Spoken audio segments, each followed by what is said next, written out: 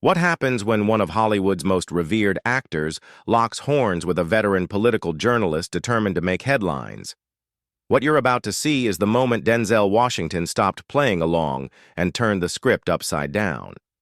This wasn't just an interview, it was a reckoning, and it will leave you questioning whether morning television is really about truth or theater. Before we dive into this unforgettable exchange, hit that subscribe button and sound off in the comments, because what went down at Good Morning America wasn't just unexpected, it was explosive. It all began like any other weekday morning in Times Square. Bright lights, bustling crews, another A-list guest in the green room.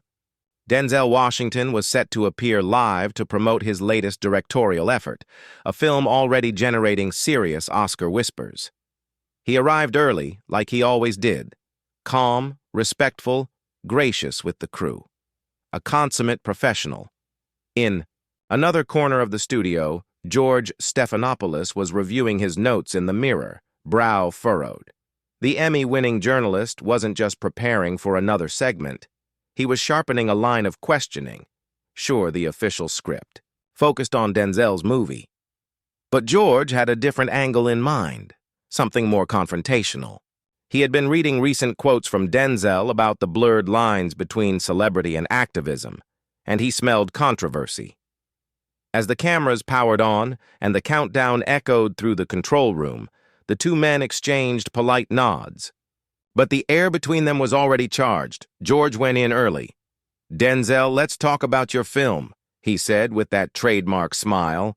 "But first, recently you said actors should stay in their lane when it comes to politics. That took a lot of people by surprise. Care to explain?" Denzel's expression didn't shift much, but something in his eyes said this wasn't the interview he was promised.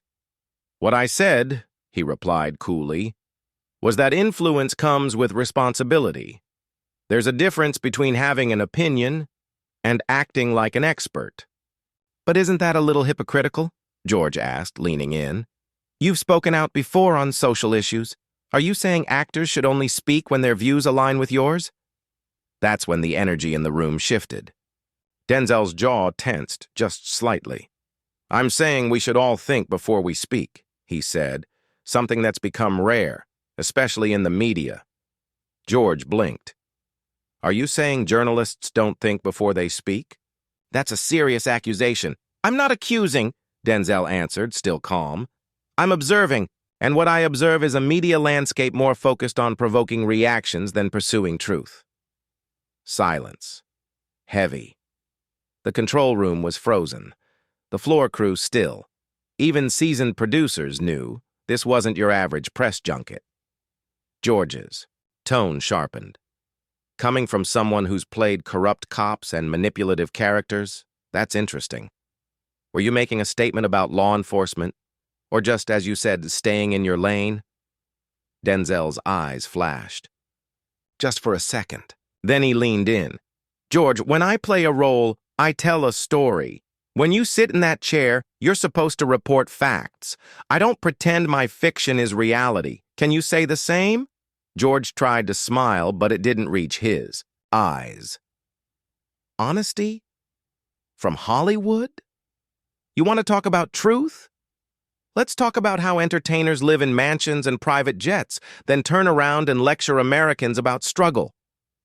Now Denzel's tone hardened. Not loud, not aggressive, but final. "Ivory Tower? You know where I came from, George? You know what I've seen? What I've survived?" George waved dismissively. "Sure. And now you're flying first class and making millions. It's easy to preach when you're that far removed from reality." That's when Denzel sat back, eyes narrowing. Then he leaned forward, elbows on knees, voice sharp as a razor. "Let's talk about removed. Let's talk about anchors who've never missed a meal, never felt fear outside a war zone, yet think they understand the people because they rode along in an air-conditioned news van." George stammered. "So what? You're saying I don't understand real struggle?" "I'm saying you manufacture it," Denzel shot back. "And when someone won't play your game, you label them evasive." George straightened his back. "You have a platform. That means responsibility. Don't you think that includes taking questions, real ones? The only responsibility I have, Denzel said quietly, is to truth, to my craft, and to the people who trust me. I don't owe anything to ambush journalism. Now George's face was flushed. Ambush? These are legitimate questions. No, Denzel said, voice like steel. These are sound bites. You're not here to learn. You're here to bait. A silence fell. You could hear a pin drop. Even the director didn't dare call cut. Cameras zoomed in tighter. George clenched his notes. Maybe you just can't handle tough questions. Maybe Hollywood's made you soft. That's when Denzel stood up, slowly. Not to storm off, but to reclaim the space. You want to talk about accountability? Denzel asked. It's showing up every day, ready to work. It's owning your choices. It's not twisting questions to trap people who came here in good faith. George laughed, a high, brittle sound. This isn't a red carpet, Denzel. If you can't take the heat, maybe you should stick to reading scripts. Denzel didn't flinch. This isn't heat, George. This is theater, except you're the one performing. He paused. Let the words land. Then, tell me something, George. When you look in the mirror each morning, are you proud of what you see? Of how you use this platform? Are you proud that instead of building bridges, you light matches and call it journalism? George opened his mouth. Nothing came out. Denzel nodded. That's what I thought. The reversal was complete. The interrogator had become the interrogated, and the camera was still rolling. You don't have to answer that, Denzel said. Just like I don't have to sit here while you play gotcha games and call it reporting. George tried to pivot. Folks, looks like we're having a lively discussion about celebrity and politics? No, Denzel interrupted. That's not what this is. This is about respect, about truth, about two very different ideas of what it means to hold power and how to use it. George snapped back. Oh, now you want to talk about professionalism? You're standing over me like I attacked you. I'm standing, Denzel said evenly, because sitting here any longer would make me complicit in this farce. And I'm nobody's victim, George. I refuse to be victimized. The words hit like a lightning bolt. And then, George made it personal. This is what's wrong with Hollywood, he said. You act like royalty, but the moment someone challenges you, you crumble. Denzel gave a slow, cold smile. I haven't crumbled, George. I'm still here, still answering. Even though your questions aren't questions, they're accusations dressed up in question marks. The room was breathless, and everyone watching knew they had just witnessed something rare.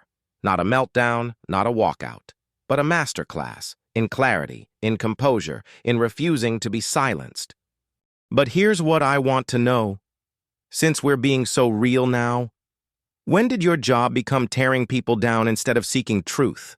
When did you decide stirring outrage was more important than sparking understanding? George's jaw tightened. He blinked, searching for the right comeback. My job is to hold the powerful accountable, he finally said, trying to sound composed. No, Denzel said, his voice like granite. Your job is to inform. Your job is to ask questions that help people think deeper, not humiliate them for ratings or score cheap shots to look clever. Journalism isn't performance art, George. The tension in the studio was now volcanic. Off-camera producers were practically screaming for a commercial cut.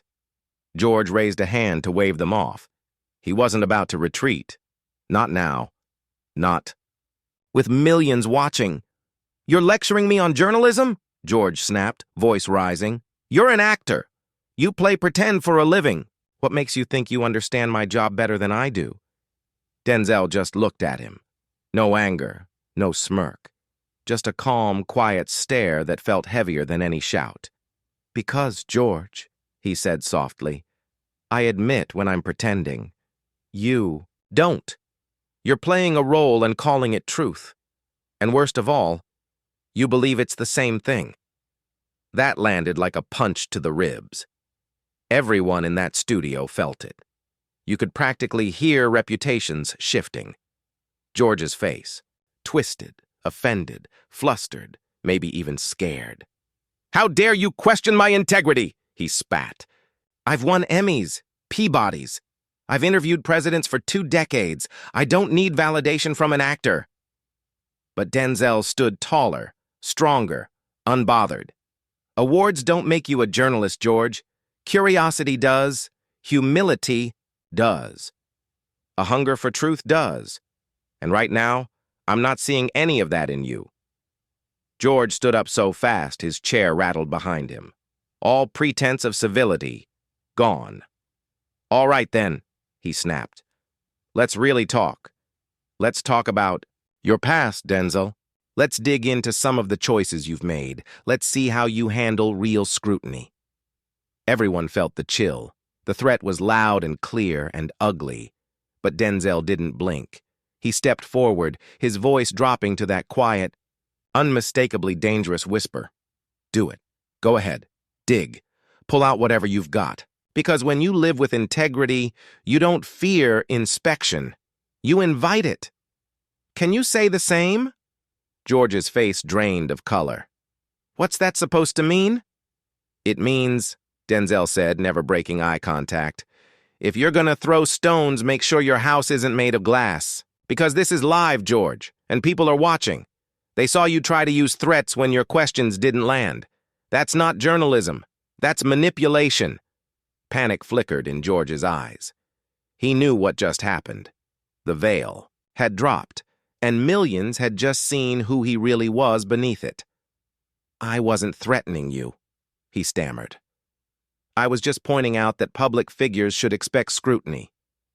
"No," Denzel said, unshaken. "You were lashing out because you were losing. And that's what bullies do when they lose. They try to intimidate. But I've known bullies my whole life. I've studied them. I've beat them. And I don't lose sleep over them anymore." George's voice cracked. "You're twisting my words. This was supposed to be a conversation about your film, not whatever this is." Denzel chuckled, a cold, humorless sound. "You started twisting the moment the cameras rolled. You came at me with ambush questions masked in fake curiosity. You expected me to stumble.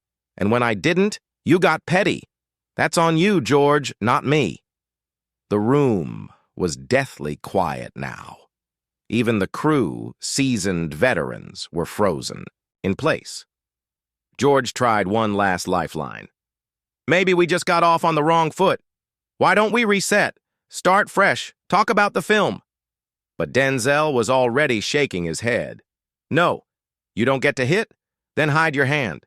You don't get to smear someone, threaten them, then act like it was all just miscommunication when it blows up in your face." George was pale, desperate. "Denzel, this is live TV. Please, let's not end it like this." "We didn't have to end it like this," Denzel replied. "We could have had a meaningful conversation. We could have elevated the dialogue. But you turned it into a spectacle. You thought you'd catch me slipping. You didn't. And now, you're just scrambling." He calmly unhooked the mic from his lapel and placed it gently on George's desk. "I came here to talk about stories. About how cinema can move hearts, challenge minds. Instead, I walked into a performance. Yours." George's mouth opened. Nothing came out. Just breath. Just regret. "For what it's worth," Denzel said, his tone softening just a touch, "I hope you figure out what happened to you. I hope you remember why you got into this line of work. Because whoever I just spoke to, that wasn't a journalist. That was someone who lost their way." And with that, Denzel turned and walked off the Good Morning America set. Dignity intact, mission aborted. The control room was chaos. Producers screaming over headsets, debating whether to cut or roll. But before they could decide, George looked into the camera. Voice shaking. "We'll be right back." The screen cut to commercial. The silence in the studio, total. Everyone knew they'd just witnessed history. Not just a botched interview, but a full-blown takedown of a media titan. by a man who refused to play along. By that evening, the internet was ablaze, clips everywhere. Hashtags like Denzel GMA and Stephanopoulos meltdown trending worldwide. Analysts, professors, viewers, all dissecting the moment an actor stood taller than a journalist. But beyond the commentary, beyond the headlines, one truth was undeniable. Denzel Washington didn't just defend his dignity that day. He delivered a masterclass on how to face down a bully and left George Stephanopoulos staring into the wreckage of his own reputation.